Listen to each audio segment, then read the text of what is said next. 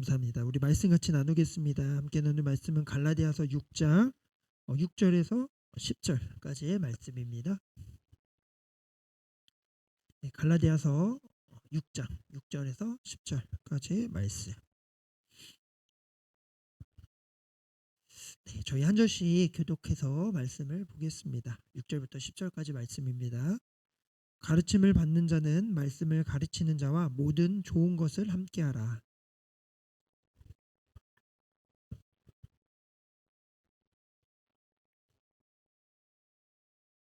자기의 육체를 위하여 심는 자는 육체로부터 썩어질 것을 거두고 성령을 위하여 심는 자는 성령으로부터 영생을 거두리라.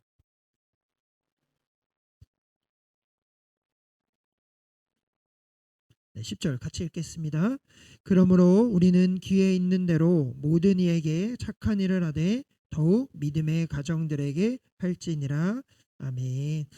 네, 오늘도 예배 가운데 나온 모든 청년 예배자 여러분들 환영합니다. 옆 사람과 인사합시다. 샬롬. 샬롬. 네, 명절 잘 보내셨죠? 네, 2주 만에 뵈니까 굉장히 오랜만에 보는 것 같은데 다들 잘 지내셨을 거라 생각이 듭니다. 2월의 첫 주일 예배를 또 하나님께 올려드릴 때 오늘도 우리에게 부어주실 은혜를 기대하고 사모하면 좋겠습니다. 이제 바울의 갈라디아서 편지의 마지막 부분에 와 있습니다. 이제 이번 주 다음 주 하면 갈라디아서가 모두 맞춰질 것 같은데요. 갈라디아서 6장의 앞부분을 우리가 2주 전에 나눴어요. 어떤 이야기였는가 하면 교회 안에 어떠한 공동체 안에 범죄자, 잘못한 사람들이 나타났을 때에 형제 자매들 중에 누군가가 범죄를 저지르거나 잘못을 했을 때에 어떻게 해야 된다고 바울이 권면했습니까? 서로 온유한 마음을 가지고 저 형제 자매를 새롭게 하고 회복시키는 데에 공동체의 책임이 있다. 교회가 그런 곳이다라는 것을 이야기 나눴죠. 그래서 다른 이의 짐을 내가 대신 져줘야 되고 또 내게 맡겨진 짐은 내가 져야 된다. 이런 이야기를 나눴습니다. 이것이 육체를 따라 사는 사람이 아니고 성령의 열매를 맺는 사람의 모습이다. 이게 성도의 바른 신앙의 모습이다라고 우리가 이야기 나눴습니다. 그리고 오늘 그것에 이어서요. 6절의 말씀 오늘 이렇게 권면하고 있어요. 6절의 말씀인데 우리 같이 한번 읽어보겠습니다. 시작.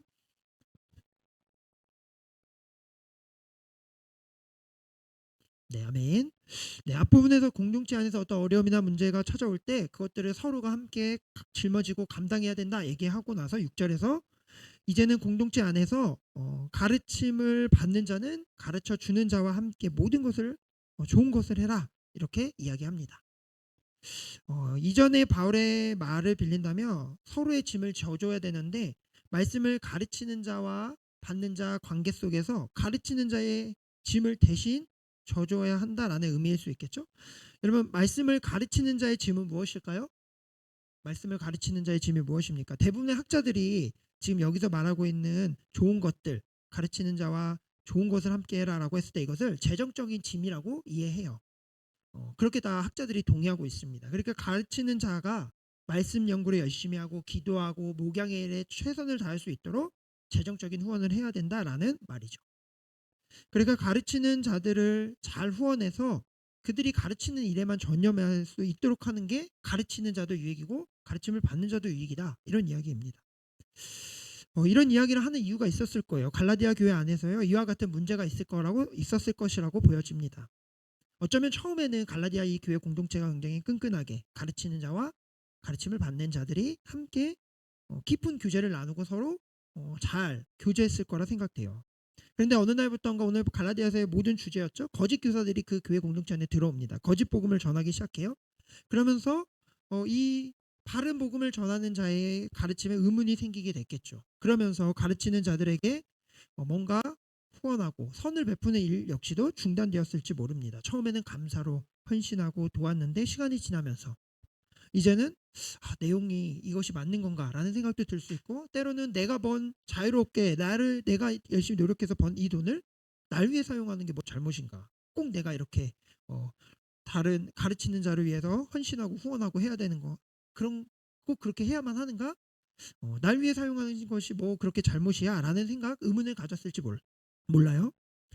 이런 상황 속에 바울은 지금 분명하게 권면하는 것이죠. 복음의 진리를 가르치는 자와 함께 좋은 것을 나누고 그들을 지원해야 된다. 이렇게 지금 이야기합니다. 그러면서 바로 뒤에 스스로를 속이지 말라 이렇게 이야기하는데요. 거짓 교사들에게 속지 말라는 거예요. 공동체 안에서 어려움을 당한 그 형제 자매를 보았을 때 온유함으로 내가 저 형제 자매의 짐을 대신 져주었듯이 말씀을 배우는 자와 가르치는 자 서로 좋은 것을 나누면서 거짓 교사에게 흔들리지 말고 특히나 물질적인 지원과 후원을 잘해서 말씀을 배우는 일에 또 가르치는 일이 막힘이 없도록 나의 물질을 복음이 흘러가는 대로 잘 사용하라. 이것이 성령을 따라 살아가는 자의 모습이다라고 바울은 지금 이야기합니다. 사랑하는 청년 예배자 여러분들, 그러니까 목사인 저에게 물질적인 후원을 아끼지 마십시오. 오늘 이렇게 결론이 난다면 절대 안 돼요. 이 말씀은 그런 의미가 아닙니다. 말씀을 가르친 저에게 여러분들 물질을 다 사용하십시오. 이것이 성령의 사람입니다. 라고 말하고 싶은 게 아닙니다. 이것은 바울이 말하는 바도 아니고 저도 말하고 싶은 바가 아니에요. 여러분, 단순히 바울은요 오늘 목회자에게 돈을 쓰세요라고 말하려고 했던 것은 아니었던 것 같아요. 아니었을 것입니다. 바울은 그보다도 더 본질적인 것을 이야기하고 싶어서 그래요. 복음의 은혜를 아는 자의 태도에 대해서 말하고 싶었을 것이고, 이 태도, 복음의 은혜를 알고 있는 자의 그 태도의 안에는 또 물질을 어느 곳에 사용하고 있는지, 더 넓게는 내가 가지고 있는 자원과 나의 능력과 나의 모든 것들을 어떻게 흘려보내는지를 통해서 알 수 있음을 이야기하고 있는 것이죠. 그러니까 내가 가진 것들을 어떻게 바라보고 있고 이것들을 어떻게 사용하느냐에 따라 그 사람이 성령으로 살아가는 자인지 아니면 육체를 따라 살아가는 자인지를 확인하는 지표가 된다라는 것을 염두에 두고 지금 바울은 갈라디아 교회 상황 속에서 이 권면을 하고 있습니다.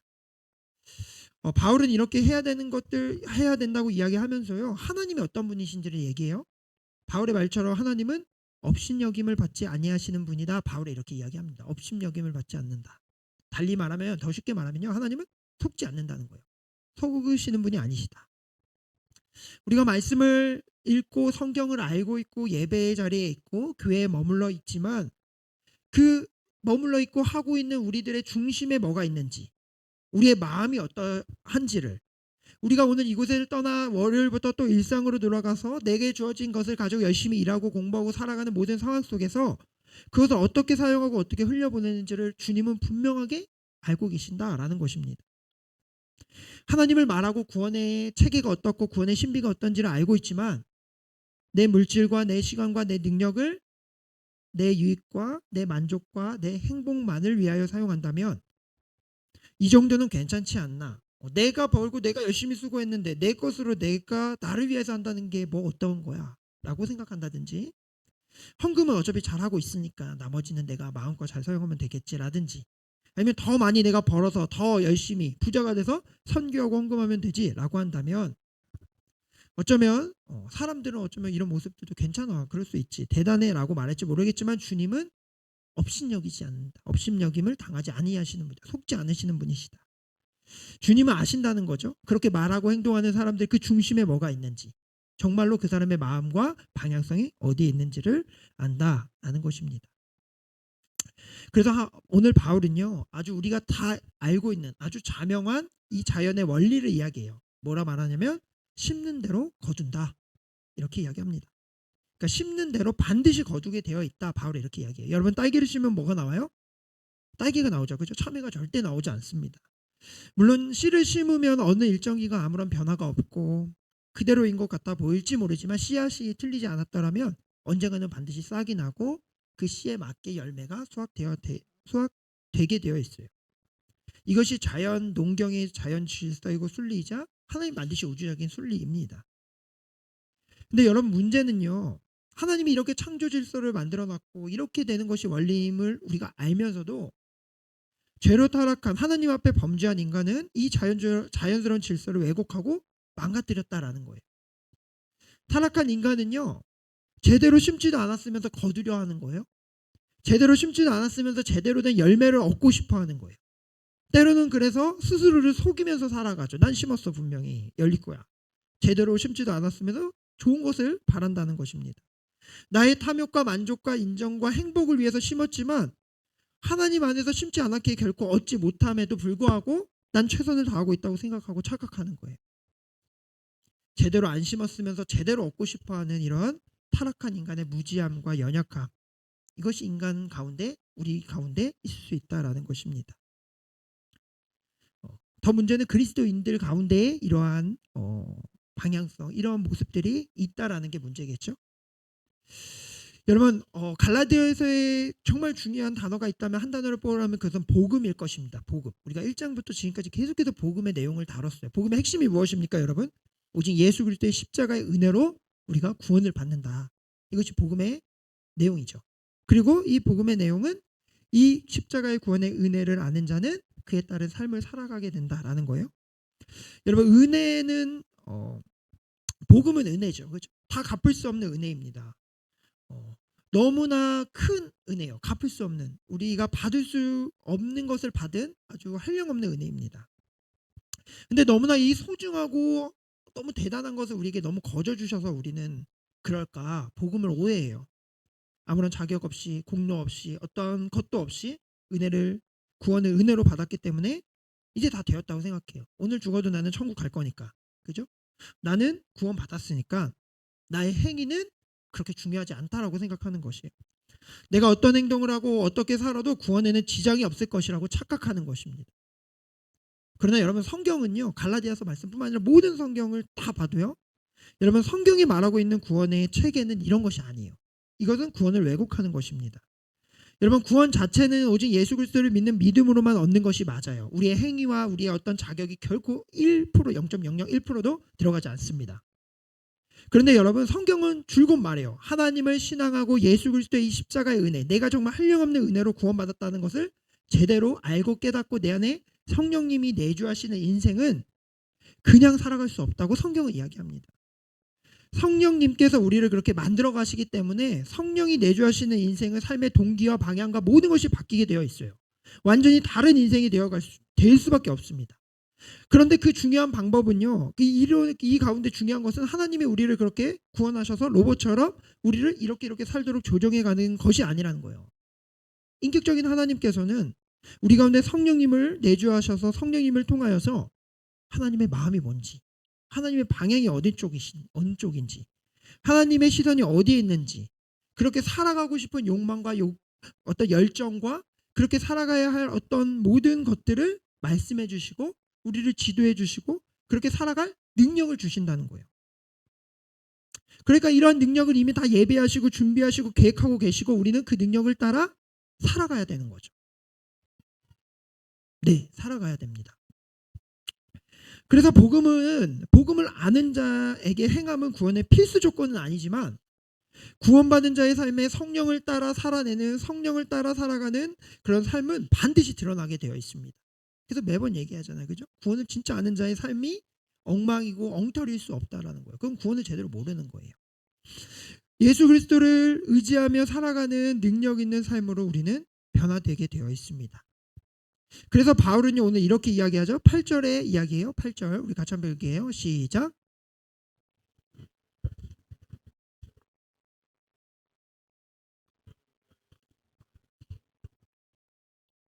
아멘. 그래서 여러분, 하나님의 질서는 심는 대로 거두는 거예요. 심는 대로 거두는 거. 아무것도 안 하는데 거두어가는 게 아니라요, 심는 대로 거두게 되어 있습니다. 먼저는 육체를 위해서 심으면 뭐를 거두어요? 육체의 열매를 거두게 되어 있죠.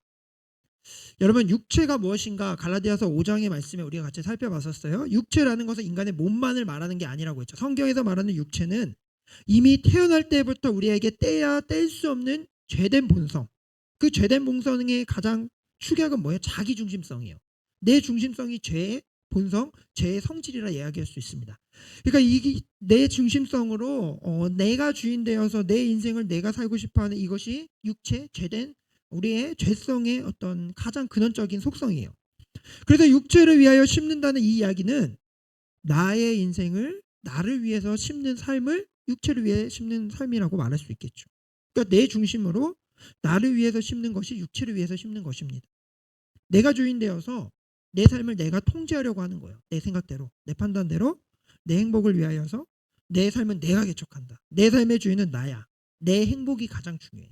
내가 나의 삶의 주인공이야 라는 이런 삶이 육체를 위하여 심는 삶이라고 이야기해요.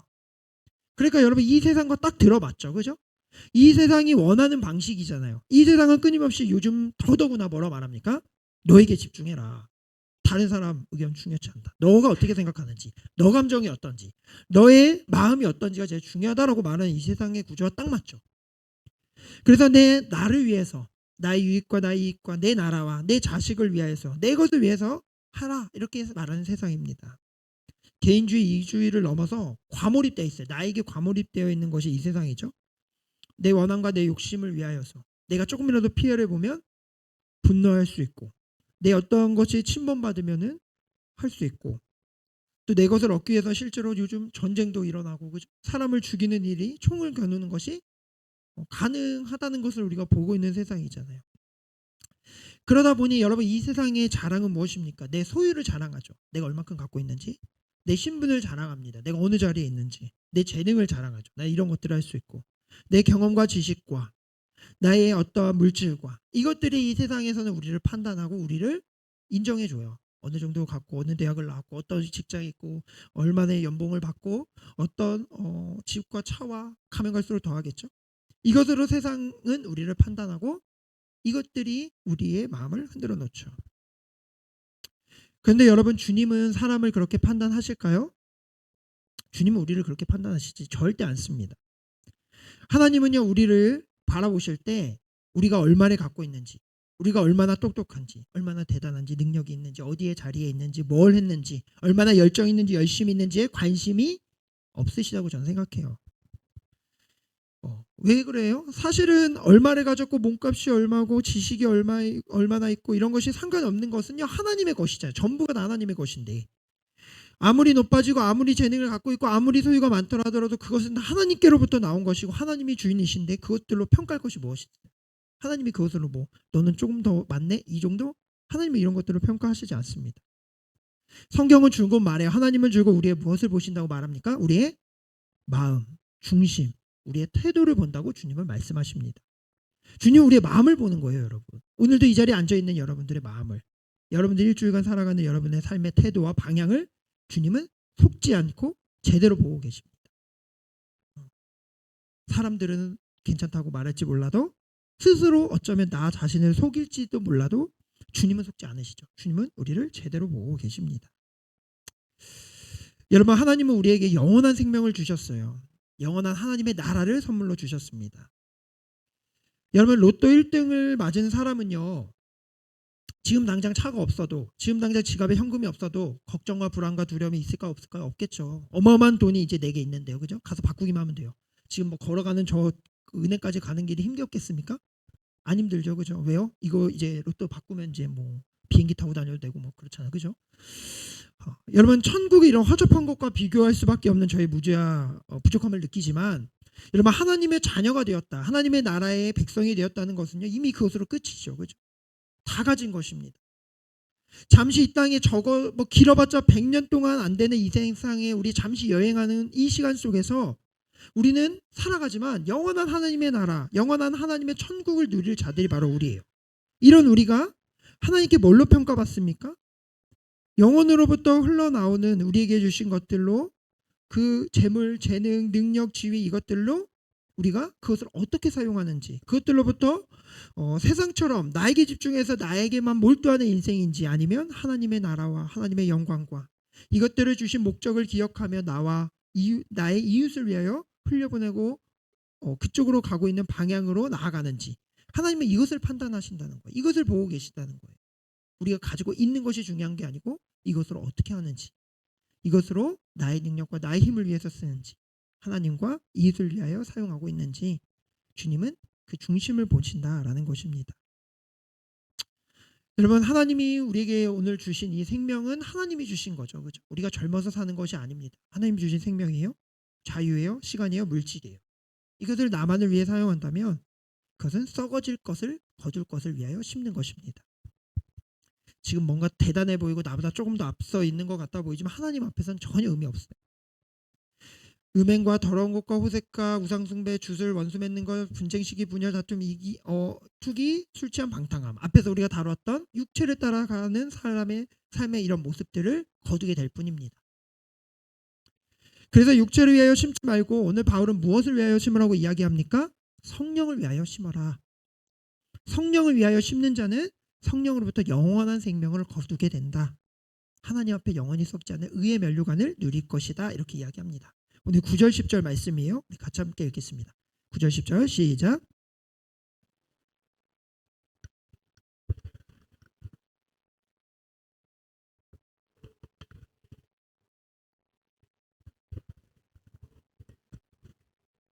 아멘.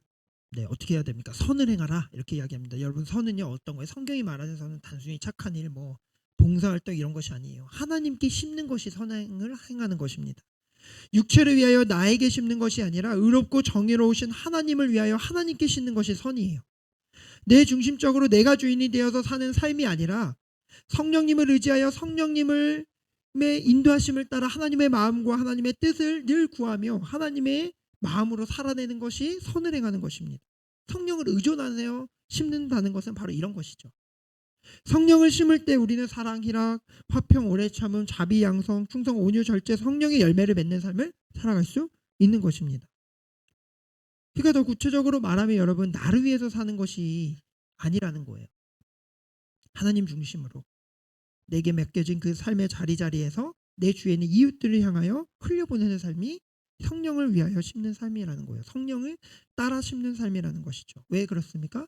인정받기 위해서 그렇게 하는 게 아니에요. 하나님을 사랑하기 때문에. 하나님께 받은 선물이 너무 크기 때문에. 하나님의 그 마음과 시선에 내가 함께하고 싶기 때문에 하나님을 의지하여 내게 있는 것들을 사용하는 것입니다. 세상의 방식대로가 아니라 하나님의 방식대로. 하나님의 평가를 기대하며 성령님으로 심는 것이죠. 하나님께 마음을 두고 하나님의 시선으로 해석하는 것, 이것이 성령으로 심는 방법입니다. 이제 말씀을 마무리하면서요, 한 가지 이야기를 나누려고 하는데 한 청년부 한 자매 이야기를 잠시 하려고 해요. 제가 미리 양해를 구했어요. 간증을 잠깐 좀 해도 되겠느냐. 참 성실하고 직장생활을 잘하는 청년입니다. 근데 최근에 이제 회사에서 업무 성과 평가를 이제 받았대요. 근데 그 평가가 굉장히 불합리한 평가를 받은 것 같아요. 부서에서 누군가 한 명은 굉장히 낮은 평가를 받아야 하는 어떤 이런 구조 때문에 연차도 꽤 됐고, 제가 봤을 때는 일도 굉장히 잘할 거라 생각해요. 성실하고. 그런데도 가장 이제 낮은 평가를 그 부서에서 받은 거죠. 왜냐하면 후임도 없고 계속해서 이제 막내이기 때문에 그런 평가를 받은 거예요. 1년간의 업무 평가 뭐 보고서 같은 것도 이제 작성하겠죠. 그런 것들도 보냈는데 아예 확인도 안 했다는 거예요. 너무나 억울했을 것 같아요. 그죠?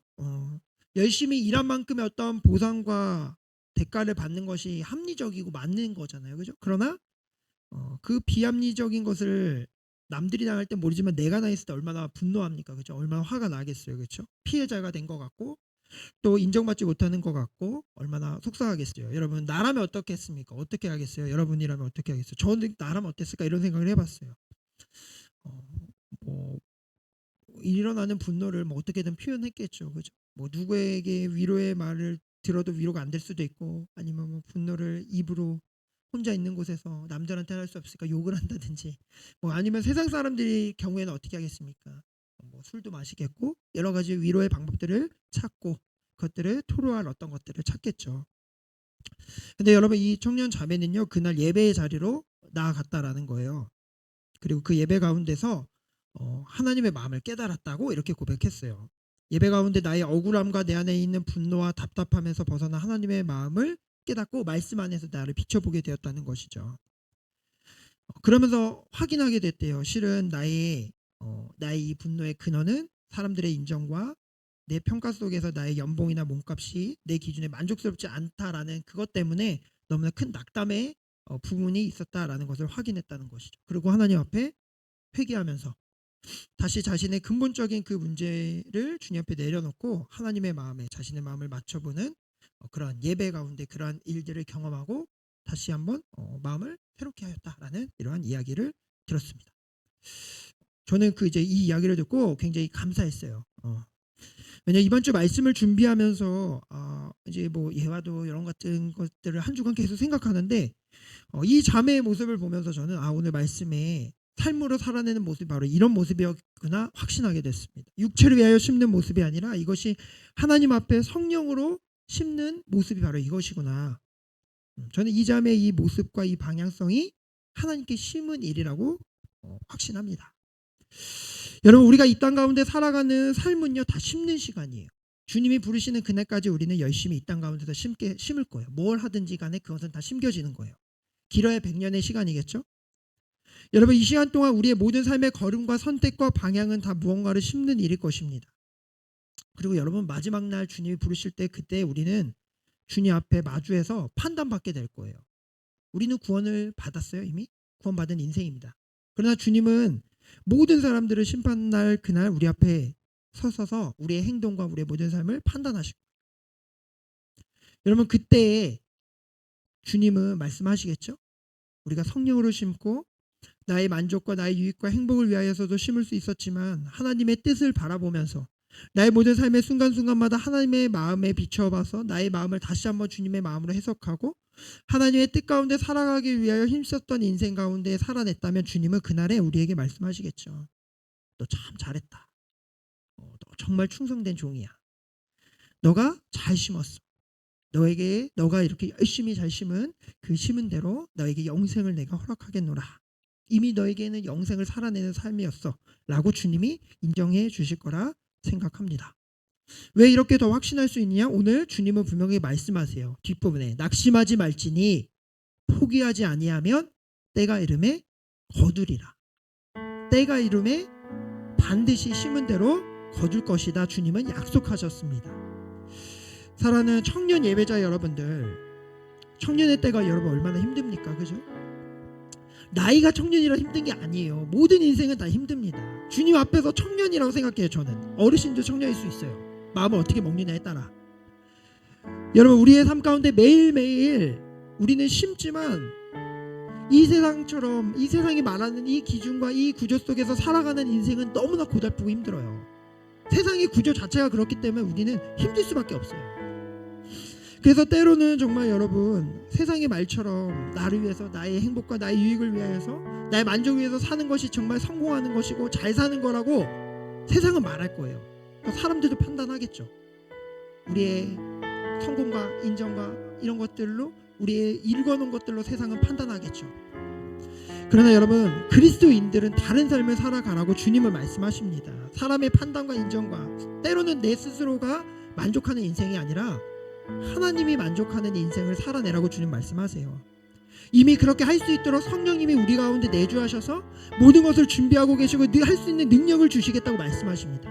우리에게 심으라고 하시는 거예요. 그 하나님의 시선으로, 하나님의 말씀으로 인생을 해석하고, 내가 내 삶의 주인이 아니고 내가 내 삶을 통제하려고 하지 말고 하나님이 나의 주인이심을 확신하면서 오늘도 내게 주신 물질과 시간과 능력과 모든 기회들을 하나님의 영광을 위하여, 하나님의 나라를 위하여, 나의 이웃과 나의 주위에 있는 다른 이들을 위하여 흘려보내고 사용하는 삶을 살아가라고 주님은 말씀하시고 계십니다. 사랑하는 청년 예배자 여러분들, 심은 대로 반드시 거둔다는 것을 믿으시기를 바랍니다. 그리고 여러분들이 지금 인생 가운데 정말로 바보같이 미련하게 하나님을 향하여 심었다면 여러분 확신하세요. 때가 이름에 거둘 것입니다. 주님은 반드시 여러분들의 삶에 내가 너의 주인이었어 라고 확신하는 순간을 확인하게 하실 것입니다. 여러분, 포기하지 마시고 복음을 증거하는 인생으로, 계속해서 하나님을 선택하는 인생으로, 주님을 주인 되심을 고백하는 인생으로 살아내기를 간절히 소망합니다. 성령으로 심으면 성령으로 열매 맺게 될 것입니다. 여러분, 오늘 이 말씀을 기억하면서 우리 이 찬양을 같이 하나님 앞에 올려드렸으면 좋겠습니다. 우리의 평생에 우리가 해야 할 고백은 바로 이 찬양의 고백이 아닐까라는 생각을 하게 되었습니다. 주가 주 되심을 선포하는 인생, 주님 저 살고 싶습니다. 이런 마음으로 우리 이 찬양을 주님 앞에 함께 올려드리겠습니다.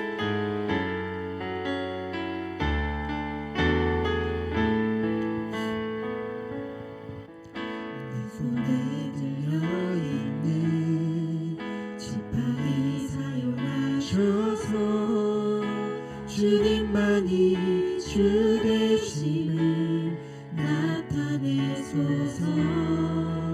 맡겨주신 사명을 감당할 힘을 주시고 주 이름만 높이게 하소서.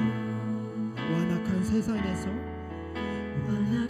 세상에서 믿음을 자로 선하신 주 의지하여 살게 하소서.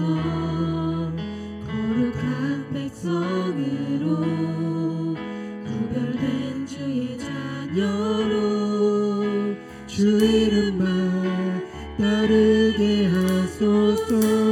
나의 하나님, 나의 하나님 그는 여호와 유일하신 이름 그 위대하신 찬양해.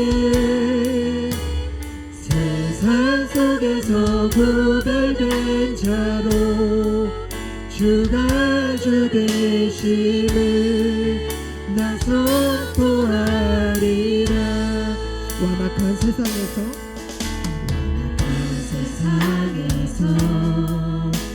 믿음을 지키는 자로 선하신 주 의지하여 살게 하소서. 아멘.